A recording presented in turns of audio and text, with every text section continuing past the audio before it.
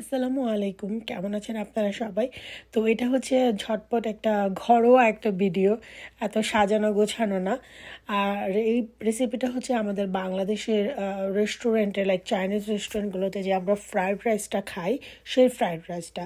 আসলে আমরা যারা বাংলাদেশের আছি তারা সবাই বাংলাদেশের এই চাইনিজ ফ্রাইড রাইসটা অনেক পছন্দ করি। যদিও আমি অনেক বছর হয়েছে দেশের বাইরে, ওই বাংলাদেশের চাইনিজ ফ্রাইড রাইসটার ফ্লেভারটা ভুলে গেছি, বাট তারপরও মাঝে মাঝে যখন বাসায় রান্না করি মনে হয় যে হ্যাঁ, আমাদের সেই বাংলাদেশের আগে যে খাইছি সেই টেস্টটা পাওয়া যায়। তো আমি এটার জন্য আজকে চিকেন দিয়ে রান্না করব।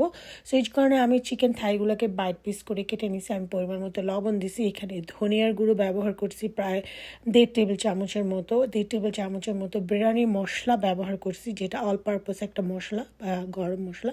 এটার ভিডিও কিন্তু আমি অলরেডি পোস্ট করছি এবং এটা ডিসক্রিপশন বক্সে আমি দিয়ে দিব বা উপরের লিঙ্কে দিয়ে দিব। তারপর আমি এখানে পাপরিকা পাউডার দিছি কালারের জন্য, একটু শুকনো মরিচের গুঁড়ো ব্যবহার করছি ঝালের জন্য। আর আমি এখানে অল্প একটু কালার দিছি, লাইক ফুড কালারিং, জাস্ট একটু কালারের জন্য। ফুড কালার না দিয়ে এখানে হলুদের গুঁড়ো দেওয়া যেতে পারে। আর এই তো লবণ দিছি পরিমাণ মতো। এখানে 3টে ডিম নিয়ে নিয়েছি এবং আমি 3টে ডিমের মধ্যে যে চিকেন স্যুপ পাউডারটা বা চিকেন ব্রথ যে পাউডারটা পাওয়া যায় সেটা দিয়ে দিছি এবং এটা ম্যাগি ব্র্যান্ডের ছিল।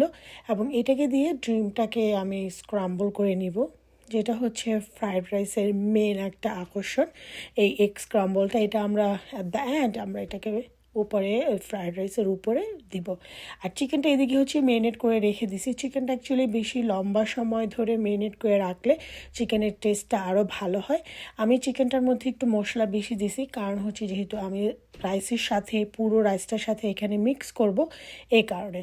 আর আমি রাইসটাকে রান্না করে অলরেডি ফ্রিজে রেখে দিছি। আমাদের বাংলাদেশের যে ছোট পোলাও চালটা আছে সেটা নিছি।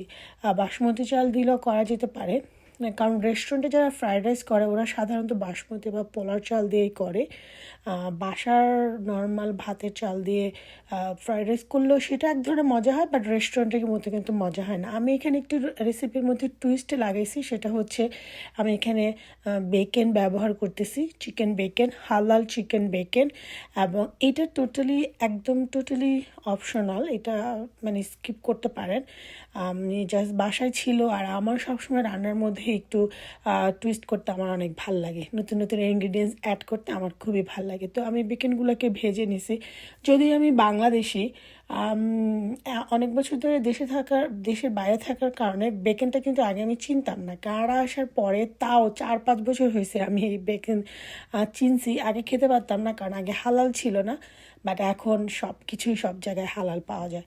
তো এটা অ্যাকচুয়ালি খুবই নতুন একটা মানে টেস্ট অ্যাড করে।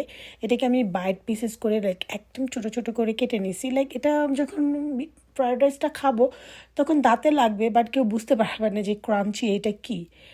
তো আমি মেরিনেট করা চিকেনটাকে তেলের মধ্যে খুব সুন্দর করে এখানে হচ্ছে ভেজে নিচ্ছি। লাইক ডুবো তেলে দিই নেই, আবার হালকা তেলও দিই, লাইক মাঝারি তেলে আমি হচ্ছে চিকেনগুলোকে সুন্দর করে হচ্ছে ভেজে নেব। লাইক চুলার আঁচটা বাড়ানো ছিল, কারণ আমরা চাই না যে চিকেন থেকে পানি বের হোক, চিকেনটা যাতে কাবাবের মতো যাতে কুইক হয়ে যায়। তো একটা বড় ফ্রাই প্যান নিছি, যেহেতু ফ্রাইড রাইস বড় ফ্রাই প্যান নিতে হবে। আমি এখানে কাঁচামরিচ কুচি, রসুন কুচি আর হচ্ছে ধনিয়া পাতা কুচি দিয়ে দিছি তেলের মধ্যে, এবং এইগুলোকে হচ্ছে আমি কিছুক্ষণ সুন্দর করে ভেজে নিয়েছি। ধনিয়া পাতা দেওয়ার কারণ হচ্ছে সুন্দর একটা ফ্লেভার বের হয়। আমি এখানে কিছু ভেজিটেবলস নিয়েছি আমার পছন্দের মতো, এবং সবগুলো সেম সাইজে কেটে নিয়েছি। আমার এখানে গাজর ছিল, লং বিন যেটা সেটা ছিল, আর গ্রিন পেপার ছিল, আর হচ্ছে পেঁয়াজ ছিল, এবং সব এক সাইজে করে কেটে নিয়েছি। তারপরে এখানে যে চিকেন স্যুপের যে পাউডারটা সেটা আমি ব্যবহার করছি এখানে লবণের পরিবর্তে, এবং এইগুলোকে আমি খুব ভালো করে অনেকক্ষণ ভেজে নিব। লাইক ভেজিটেবলগুলোকে 100% সিদ্ধ করবো না, যে 60-65% সিদ্ধ করবো। এখানে আমি সুইট কর্ন ব্যবহার করতেছি। আসলে রাইসের সাথে সুইট কর্নটা না খুবই সুন্দর ভালো কম্বিনেশন হয়। যেমন আমি এর আগে একটা চিকেন 1 পট রাইস করছিলাম, সেখানে কিন্তু ওই কর্ন ব্যবহার করছিলাম, খুবই সুন্দর ফ্লেভার হয় কর্নটা দেওয়ার কারণে। আর আমাদের যে ভাতটা আমি রান্না করছিলাম সেই ভাতটা তো অলরেডি রান্না করে আগে রেখে দিয়েছিলাম ঠান্ডা হওয়ার জন্য। তো তো ভেজিটেবলটা যখন 60% সিদ্ধ হয়ে গেছে, আমি কোনো পানি বা কোনো কিছুই এখানে অ্যাড করিনি। তো রান্না করা পোলাও চাল, যে পোলাও চাল দিয়ে ভাত রান্না করছি, ভাতের মধ্যে কোনো লবণ বা তেল কিছুই কিন্তু দিইনি, নর্মাল সাদা ভাত।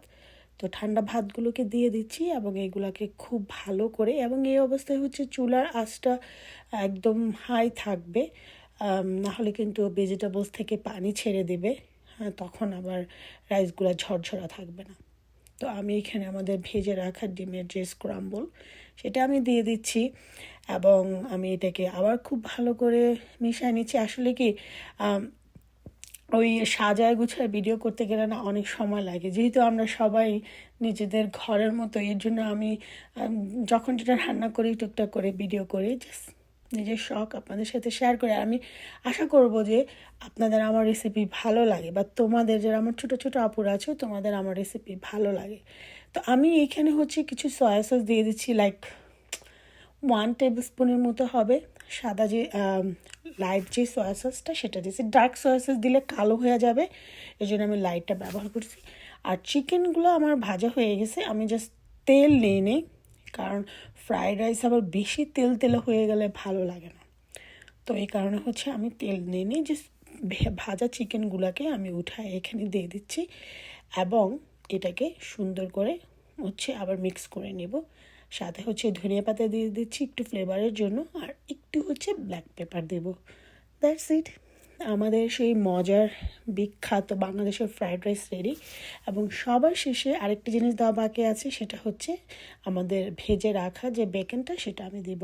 এবং এটা টোটালি অপশনাল, যদি বাসায় না থাকে, অ্যাভেলেবেল না থাকে, দেওয়া দরকার নেই। এটাকে স্কিপ করলেও সে একই মজা লাগবে। ওটা দেওয়ার কারণে হয় কি, একটু বেশি ক্রাঞ্চি ভাব হয়ে, ক্রাঞ্চি কি, লাইক দাঁতের মধ্যে একটু ক্রাঞ্চি আলাদা একটা কিছু লাগে, খুবই মজা লাগে। তো আমাদের বেকনটা আমি ভেজে রাখা এটা দিয়ে দিচ্ছি। দ্যাটস ইট, আমার মজার ফ্রাইড রাইস রেডি। এবং এটার কালারটা দেখছেন, আসলে না আমি বললাম না ঝটপট করে ভিডিও করছি, তো এই কারণে ওরকম লাইটিং লাগায়া ভিডিও করলে এটার কালারটা আরও সাদা দেখা যেত। এটা কিন্তু এতটা হলুদ হয়নি, এটা আরও সাদা ছিল। তো এই তো আমি প্লেটে সার্ভ করে নিচ্ছি আপনাদের জন্য। আর আপনারা সবাই ভালো থাকবেন। আর আজকে যদি আমার ভিডিওটা ভালো লেগে থাকে তাহলে অবশ্যই একটা লাইক দিতে ভুলেন না। আর এই তো আপনাদের সবাইকে ধন্যবাদ ভিডিও দেখার জন্য। ভালো থাকবেন, আল্লাহ হাফেজ।